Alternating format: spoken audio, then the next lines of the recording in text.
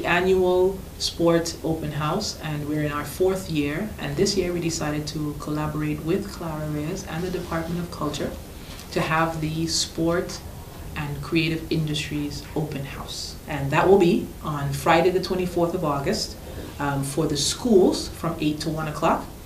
And then on Saturday it will continue until Saturday the 25th of August at the Rahul Illich Sport Complex from 1 to 6, and that will be for the general public. So basically, we're inviting all organizations that offer a product, a service, an activity that engages children, teens, adults, and senior citizens, and to come together on one location. So it's like a one-stop shop where we've gathered all the various organizations and entities and product service people in the creative industry as well as in the sport industry to showcase who they are, what they do, where they're located. And as a consumer, as a client, you will come and you can walk around the entire arena of the Rahul Illich Sports Complex in Cahill and take your time and peruse, get to know an organization that you would like to enroll in or enroll your child. So we facilitated the process for everyone. We've brought the whole community together under one location to see what's available and to start the new year, the new school year as it were, with a positive activity and life enrichment activity. We've all survived Hurricane Irma, and this would be an opportunity to engage in activity that will help build back self-esteem, help develop psychosocial development, just to really release some stress, but also gain, acquire new skills. So, like I said, it's a 2-day, Friday, August 24th, Saturday, August 25th, one-stop shop. Come out, get to see who's out there and what you're doing, and engage with the activities. Yeah. So Friday, like I said, is geared towards the schools, and we have a vast, myriad of different organizations, whether sport and the creative industries and businesses. We're kind of taking a holistic approach with this event because we want to showcase what St. Martin has to offer, as Clara said. And then on Saturday, these people will come through again to showcase what they have, and we've encouraged the different organizations to have demonstrations to show, so people can ask questions and participate. So we have highlights for this Saturday. It starts at 1 o'clock, and at that time we're going to have aqua aerobics and we're going to have dance sessions. And then we expect to also have Larry Hall of Fitness doing Zumba. We're going to have Calaboom doing fitness classes there as well. We're going to have a couple of events where we've tried to incorporate our parliamentarians and elected officials and ministers to participate. So we're going to have a soccer shootout, and we're also going to have a race in the afternoon as well. So we have every hour on the hour throughout the day we have highlights going on. So we're definitely encouraging the general public to come out and see what's on offer and participate. Come with your sneakers. Bring your kids with their sneakers. Don't just come to walk around, but come and sample. We also have businesses who deal with healthy food eating options, and we've encouraged them to bring samples and whatnot so that people can try out what they have to offer as well. So we're definitely encouraging the general public to come out and sample and see what's going on. We also ask that you do walk with money, because you can actually register with an organization, and most organizations have a registration fee. So this would be an opportunity for you to register, enroll, get your schedule. So all the organizations will be coming with their flyers, their information, their schedule, their calendar of events, so you can see over the year what your child or yourself can be involved in. So we recommend, come with money so you can do it one time and have that taken care of, and then you have planned your rest of the school year for yourself or your child. As Janelle mentioned, it's a lot of activities going on. We expect that you come by, enjoy yourselves, and see what's available. Spend time with us. Spend time, chill. Because a lot of time people say, oh, there's nothing to do on St. Martin. However, this is a platform to really show you that there is an inordinately amount of events going on. Events that take place in the sky, events that take place on the ocean, and events that take place on the land. Whether it's bungee jumping, so what you call that, jumping from a plane, parasailing, you name it. There's numerous wonderful high energy activities. And I think in the aftermath of Hurricane Lewis, this is Irma, this would be a great opportunity to, give yourself a fresh start. Enroll in something. Take a sewing class, for instance. Just find some great activities and then make it a bonding experience for you and your child.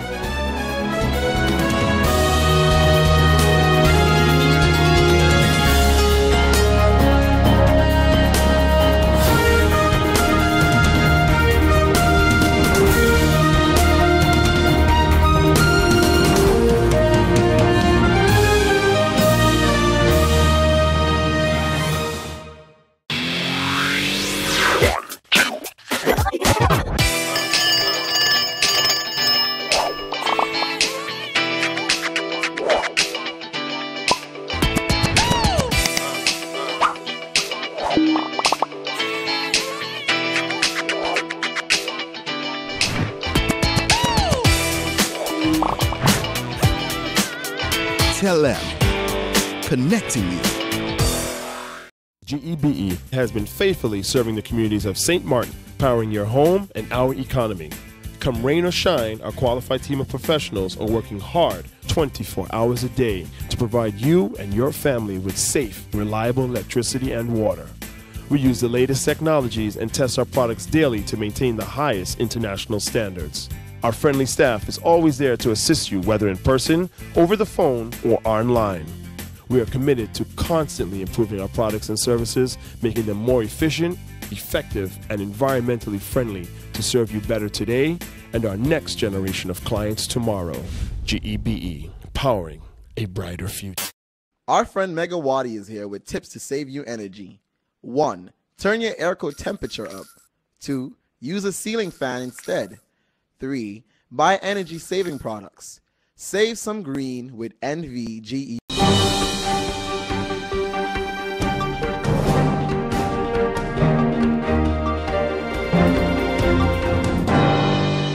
On Thursday, we have the Mental Health Foundation scheduled to come to Parliament in a meeting of the Committee of Public Health, the Committee of Public Health of Parliament.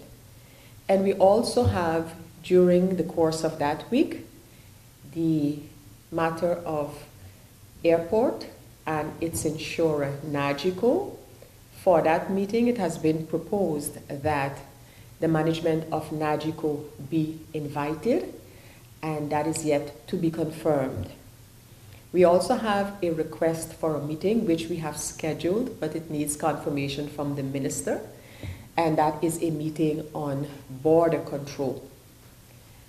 The dump comes back, and that is a meeting that has been ongoing, during which the presence of the Prime Minister, the Minister of Labour, Public Health and Social Development, as well, of course, the Minister for VROMI have been invited.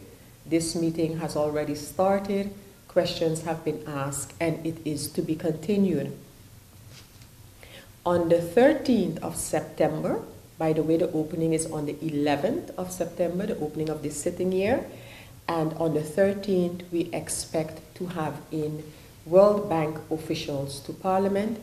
It is a request that I made to the Prime Minister, looking at, firstly, the fact that I believe that Parliament should have first-hand information from institutions that are as involved in St. Martin and St. Martin's reconstruction as the World Bank is, and the fact that World Bank officials have given a presentation to the Second Chamber in the Netherlands. So surely it should be possible for St. Martin's Parliament to have the same courtesies. And with the Prime Minister, this has been arranged, and that's why it's taken place in September. We have it scheduled currently on September the 13th. On another note, the draft initiative law proposing a ban on the use of plastic bags, an initiative drafted by me is ready for the formal submission to Parliament. This does not mean that this draft initiative will be on Parliament's agenda next week or next month. No, it will then be sent by the Parliament to the Council of Advice that will then make, if necessary, any comments and remarks, and then as the initiative taker, I will then have to respond to those, and then the meeting in a central committee of Parliament, followed by a public meeting of Parliament, will take place on this ban on the use of plastic bags. As I have reported in the past, it is not the first time that this matter has been raised in Parliament, and it was a different approach also by initiative draft law, and that initiative draft law was proposed by current Member of Parliament, MP Franz Richardson, as well as former Member of Parliament, Mr. Johan Leonard. However, I have chosen another approach to this ban on the use of plastic bags. I have chosen to make an amendment to the General Police Ordinance, which is in existence, and that the prohibition be put in there. That ordinance, it's called the General Police Ordinance, is where you have how persons can act on public roads, how you get rid of your garbage. So those kind of public order items are regulated in the General Police Ordinance. I have chosen, because that is the way that Aruba has approached their ban, which is in existence on the use of plastic bags. They have chosen to put that, to amend their General Police Ordinance to include that.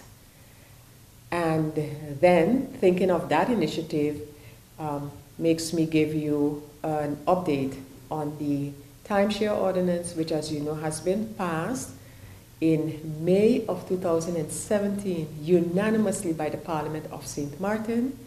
I have been, for many months, trying to get an update as to where it stood with the government, because, as you know, even a law passed by Parliament, signed off by Parliament, if not ratified by the government, is no law.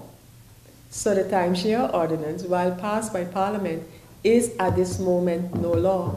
The government has to ratify it and sign the law. Parliament does not sign the law as such. They have to sign it to have it go into effect.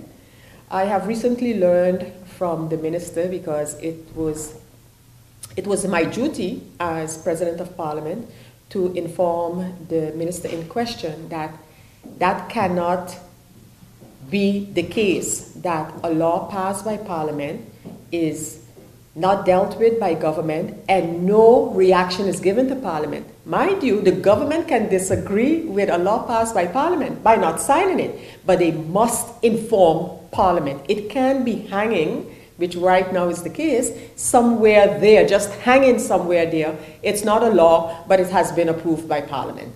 So I have directed a letter to the Minister of TIAT, and asked to at least tell Parliament what the status is of the law at the government's office. I have been made to understand by the minister that his ministry, the Ministry of TIAT, had some comments and remarks regarding the draft law. My recommendation to the minister is signed off the law. Let's have the law, and then whatever changes that the government thinks should be made can be made to an existing law. But as long as the law is not a law yet, changes can be made. So that was my recommendation. For what I've seen and read with respect to the ministry's comments on that law has a lot to do with definitions. This should be defined, that should be defined. But I wish to remark that this particular draft has gone through so much scrutiny. Let us finalize the draft, and it can always, as a law, it can always be tweaked, it can always be amended. Even Parliament itself, even I myself, can then propose amendments to an existing law. But right now, my hands are tied in getting that law moving one way or another. And government needs to inform the Parliament. I'm repeating myself, it can be so that Parliament approves a law, it goes to government, and government, for whatever their reason, and maybe valid reasons, would then just not ratify and don't tell Parliament anything. Parliament, it must be communicated to Parliament why a law is not being co-signed to become law by the government of St. Martin.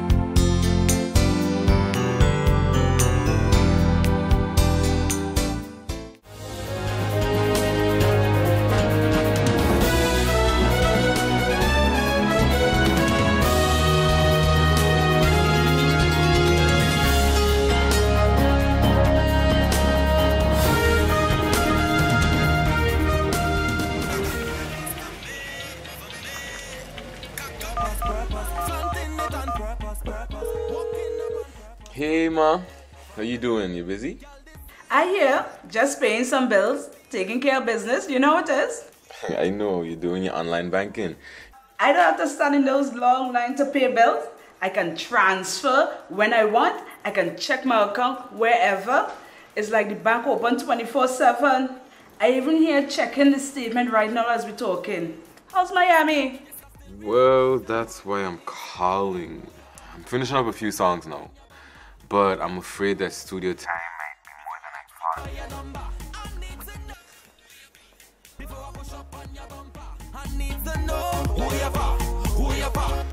And I was wondering if I could get some help with some funds, and I could pay you back as soon as I get back to St. Martin.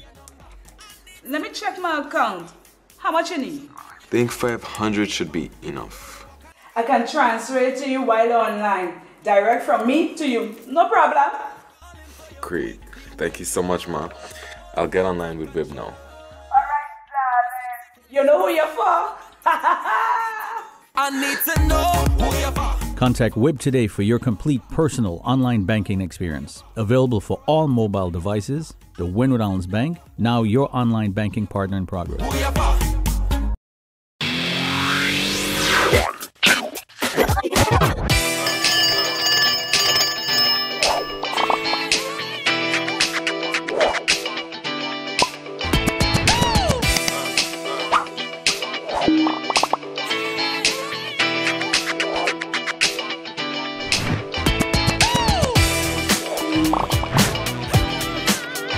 Tell them, connecting you.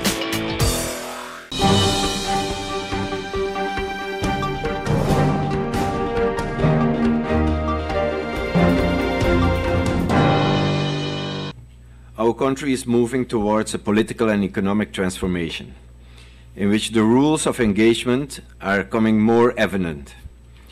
This is critical for our financial viability, as it means the difference between whether or not we can continue to attract foreign direct investments as we strive to build a sustainable St. Martin. At present, some laws set the framework for creating incentives for investors, and there are some indications of responsibilities for investors where it pertains to the arrangements to carry out the administrative processes involved in investment projects. While the investor can have a reasonable expectation for incentives, such as tax exemptions or tax holidays, they cannot singularly be identified as the driver for generating investments. Other factors must be considered, including creating a more transparent and predictable policy environment, as delays in designing, implementing, and executing policies have in the past negatively impacted our investment climate. Within the Ministry of Finance, we are at present reviewing regulations of taxes on business activities, which create an additional impediment to the investment climate. But in fairness, we cannot just conclude that the expansion of the existing tax facilities is a solution to the lack of investment and the weak economy of St. Martin. For that reason, initially it was proposed, among other proposals, to abolish all tax holiday legislation. As a result of Hurricane Irma, that proposal was retracted, and the idea was born to introduce incentives to reduce the financing cost of large investment projects and stimulate investment in the form of a TOT exemption for main contractors and subcontractors involved in the large construction projects. This is understood to mean construction at first establishment, the expansion, improvement or renovation of buildings. This proposal still is in its draft phase.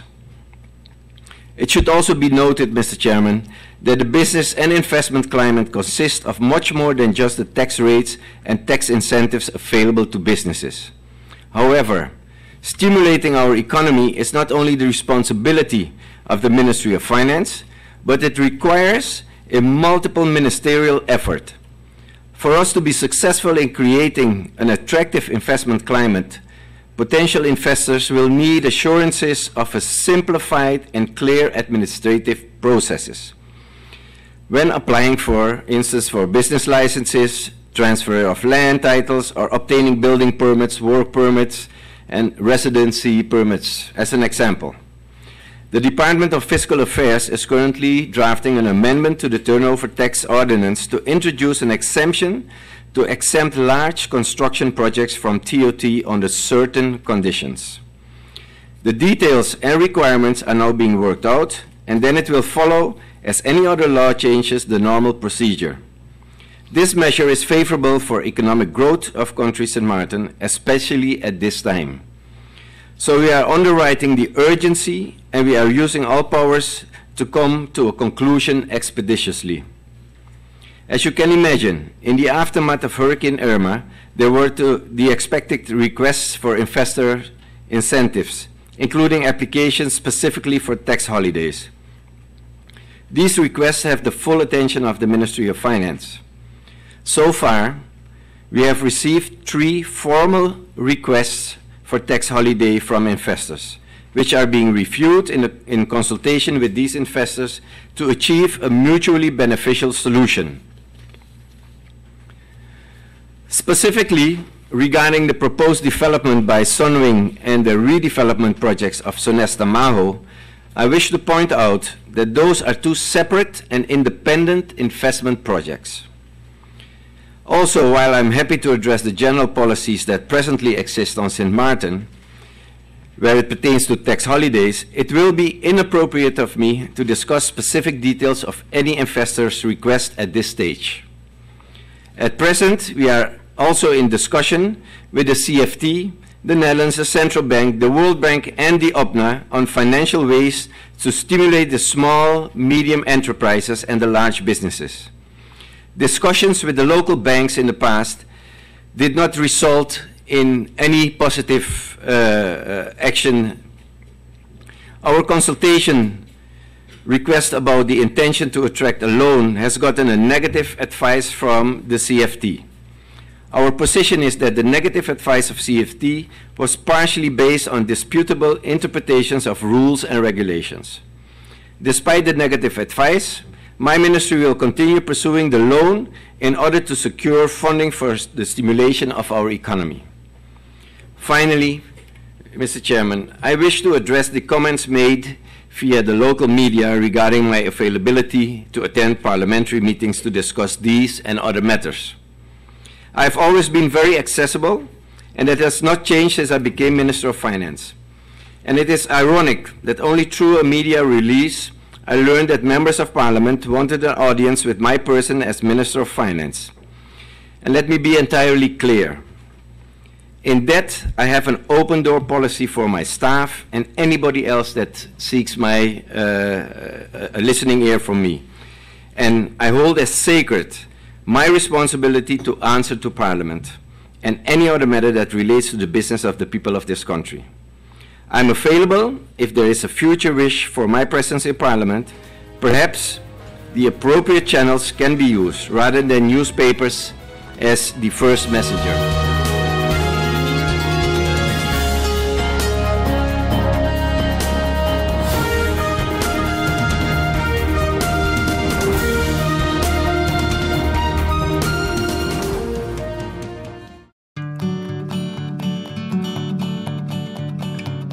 It's been said that behind every door, possibility awaits.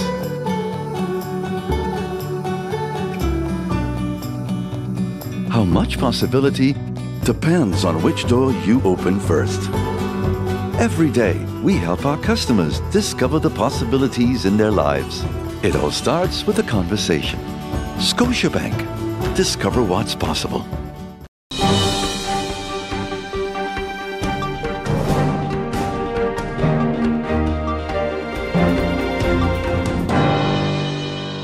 I believe it would be odd, although the press briefing was called before, not to refer to the verdict or the permission which has been granted to the prosecutor to prosecute MP Heiliger. Of course, MP Heiliger is an MP, yes, but the MP is also the leader of the United Democrats, of which we are both co-founders, and he is the leader of our faction in Parliament. I am usually quite hesitant to publicly comment on these type of cases because I always wonder, would it do the person more harm than good? Not having all the details and going solely on emotions could backfire. That's the way I feel. So I would need to hear from Theo what he can and wishes to divulge before drawing any conclusions. I can, however, state, even at this stage, that when looking at Theo's verdict, it should not be seen in isolation.